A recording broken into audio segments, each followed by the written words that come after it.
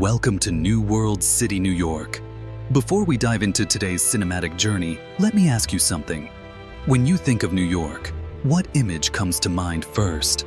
The Statue of Liberty, Times Square, or maybe something more hidden, more personal? And do you know exactly where this iconic city is located?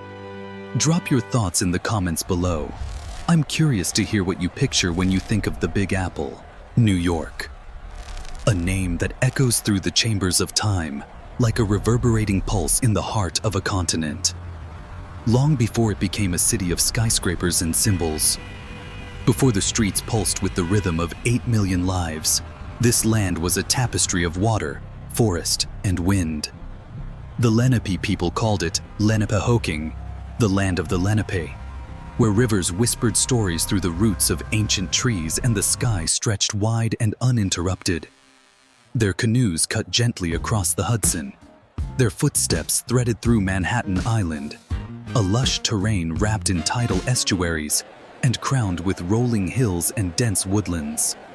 Here, long before subways or steel, nature ruled with sacred calm, and humans lived not to conquer the land, but to walk in rhythm with it.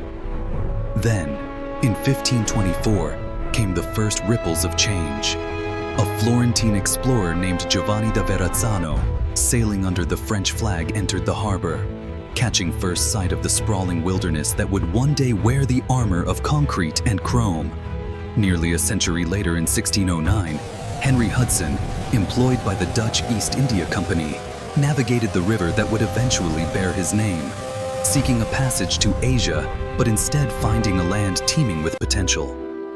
By 1624, the Dutch laid their roots with the establishment of New Amsterdam, a trading post built not only on furs and commerce, but also on an uneasy exchange between settlers and native tribes. The Dutch brought timber and law, windmills and order, but also tension, as the land changed hands in ways not always consensual, and Manhattan was famously, if apocryphally, purchased for beads and trinkets worth a mere $24. And yet, even in this transaction, the seeds of contradiction were sown. New York was born in beauty and built in complexity. The English arrived in 1664, taking the city by force and renaming it New York, in honor of the Duke of York. With them came a different system, a different flag, and a rising tide of ambition. Colonial New York became a meeting place of cultures: Dutch, English, African, indigenous, and a microcosm of the contradictions that would define America itself. Slavery coexisted with commerce, faith with exploitation, revolution with repression. Churches rang their bells while enslaved people built their walls. Still, the spirit of the city could not be contained. It was rebellious, mercantile, alive. By the mid-1700s, New York had grown into a strategic and symbolic jewel, its harbor bustling, its streets echoing with dialects from across the Atlantic. The American Revolution brought fire and fracture. George Washington himself led troops across Manhattan, and the Battle of Brooklyn in 1776 marked the largest engagement of the war. The city fell to the British, who held it until the war's end, transforming it into a prison island where thousands died in squalid ships moored off the coast. Yet even as the war scorched its edges, York's resilience flickered like a lantern in a storm. After independence, it briefly became the nation's first capital. George Washington was inaugurated here in 1789, on the balcony of Federal Hall on Wall Street, a moment when the ideals of liberty and democracy danced like fireflies in the still young republic. But the city's destiny was never to be a mere seat of politics. It was meant for more: movement, energy, transformation. The Erie Canal opened in 1825, threading the Great Lakes to the Atlantic and sealing New York's fate as the trading heart of a burgeoning nation. Goods flowed, people followed: immigrants, Irish fleeing famine, Germans escaping war, Italians seeking opportunity, poured into the harbor. Their first sight, the Statue of Liberty, a beacon raised in 1886. They passed through Ellis Island, opened in 1892, where names were changed, tears shed, and futures forged. New York became the world's gateway, a city where hope and hardship walked side by side. Tenements rose like termite mounds on the Lower East Side. Street vendors shouted in Yiddish, Italian, Chinese. Children played stickball in alleys while mothers boiled laundry in tin tubs. Out of this chaos grew culture, an immigrant symphony that gave birth to new foods, new ideas, and new voices. By the turn of the 20th century, New York had shed its colonial skin and stepped into a new identity. The Brooklyn Bridge, completed in 1883, spanned not just a river, but eras, connecting past and future in stone and wire. Skyscrapers soon clawed at the clouds, the Flatiron, the Woolworth, and then the mighty Empire State Building in 1931, rising through the depths of the Great Depression like a defiant fist. Wall Street buzzed and boomed, then crashed, as fortunes rose and fell like tides. Jazz spilled from Harlem clubs. The Harlem Renaissance bloomed with the words of Langston Hughes and the notes of Duke Ellington, while Uptown paralleled downtown's industrial grit with its own cultural fire. The subway system carved invisible veins beneath the surface, while Central Park offered a green lung in the city's concrete chest. Every neighborhood had a story: Chinatown with its red lanterns, Little Italy with its garlic and grit, the Bronx with its growing beat, Brooklyn with its own defiant pride. Through war and recovery, depression and rebirth, New York held firm, a city of dreams, disillusionments, and reinvention. It was never easy, but it was always alive. The skyline begins to shimmer now in the morning haze, a collection of glass and steel monoliths that stretch impossibly into the clouds, each one telling a chapter in the modern saga of New York. This is a city that never stops, never slows, never settles. As the 20th century barreled forward, New York transformed from a port town into the cultural, financial, and spiritual nucleus of the Western world. The Roaring Twenties brought jazz and flapper dresses, prohibition speakeasies, and the stock market surge. But in 1929, Wall Street imploded, and the Great Depression gripped the city in iron fists. Bread lines curled around corners, banks shuttered. Yet through the despair, the Empire State Building rose, a symbol of ambition uncrushed by adversity. World War II turned the city into an engine of production, sending soldiers, supplies, and ideology across the seas. When victory was declared, the celebrations in Times Square became a global image of joy, of hope renewed. And with that hope came boom.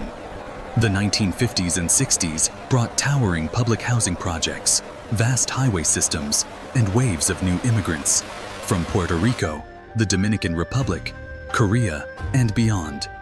Each wave carved a neighborhood. Each community wove a new thread into the city's tapestry. But change is never simple. The 1970s nearly broke New York. Crime soared. The city teetered on bankruptcy. The lights dimmed, the subways groaned, and graffiti became both a language and a cry for help. In 1975, President Ford famously refused federal aid. Headlines read, "Ford to City, drop dead." But New Yorkers did not. Artists turned crumbling buildings into canvases. Hip-hop was born in the Bronx, its rhythm a heartbeat of resistance. Punk rock erupted from downtown clubs. Andy Warhol painted pop dreams into permanence. Out of hardship came creation. Slowly, the city began to turn. Wall Street revived. The skyline shifted again with the rise of the Twin Towers, beacons of commerce, symbols of stature. And then, on a clear September morning in 2001, everything changed. The attacks on the World Trade Center shattered more than steel. They scarred the soul of the city. Smoke choked the skyline, sirens wailed, and the world wept with New York. Yet from the ashes rose not only resilience, but a rebirth. The Freedom Tower now stands sentinel over Lower Manhattan. Memorial fountains whisper the names of the lost into eternity. The city mourned, but it also rebuilt. It always rebuilds. Today, New York is a mosaic of humanity. Over 8 million souls speak more than 200 languages. Hasidic Jews in Borough Park, Bengali families in Jackson Heights, West African vendors in Harlem, Russian retirees in Brighton Beach, Dominican barbers in Washington Heights, all woven into the same daily rhythm. Street performers in Union Square, investment bankers on Wall Street, artists in Bushwick, fashionistas in Soho. They all claim a piece of the same sprawling dream. Iconic landmarks continue to define its geography and mythos. The Statue of Liberty remains a global symbol of welcome, Central Park a sanctuary amid the storm, the Metropolitan Museum a time capsule of human creativity, the Brooklyn Bridge a testament to ingenuity. Broadway's neon heartbeat pulses every night, while the High Line threads nature through steel canyons. The subways may rattle and delay, but they are the city's lifeblood, democratic, chaotic, alive. Economics remain a double-edged sword. Wall Street commands global capital, yet rents rise like tides, and inequality bites deep. The pandemic scarred the city again, hollowing out office towers and silencing stages. But once again, the spirit endured. Open streets, sidewalk dining, community gardens, new life blooming in old places. The future is not without questions. How will climate change affect this coastal titan? How will technology reshape its streets and jobs? Will affordability ever return? And yet, despite all uncertainties, the answer is found in its people. In the midnight food truck chef, the Bangladeshi cab driver reciting poetry, the teenager skating in Queens, the grandmother sipping coffee on a Brooklyn stoop. New York is not just a city. It is a collision of stories, a battleground of dreams, an orchestra of chaos and grace. Its beauty lies not in perfection, but in persistence. Every building, every street corner, every sound carries a legacy of those who dared to live loudly, to struggle, to survive, to celebrate. As the sun sets behind the Hudson and paints the skyline gold, you realize New York isn't a destination. It's a feeling, a challenge, a promise, a whisper that says, "Come find yourself here, if you dare."